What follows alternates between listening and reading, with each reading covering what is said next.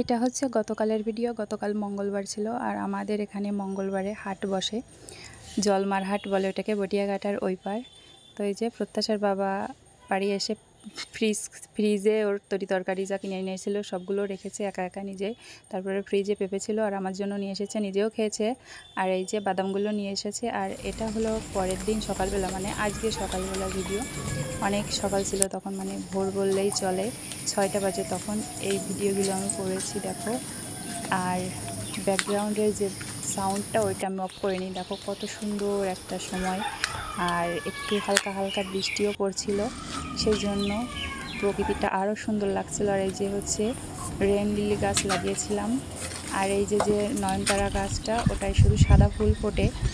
প্রতিদিন অনেকগুলো ফুল ফোটে, কিন্তু আজকে কেন জানি একটাও ফুল ফোটেনি। তবে অনেকগুলো কড়ি আছে, মনে হয় কালকে ফুটবে। তো এই যে আমাদের পেঁপে গাছটা আর আলু গাছ দেখো ছাদের উপরে কত সুন্দর বেড়ার উপরে আছে।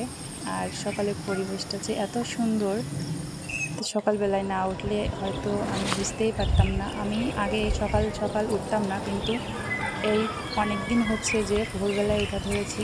তো আজকে ছিল এই পর্যন্তই। তোমরা ভালো থাকো, সুস্থ থাকো, বাই বাই।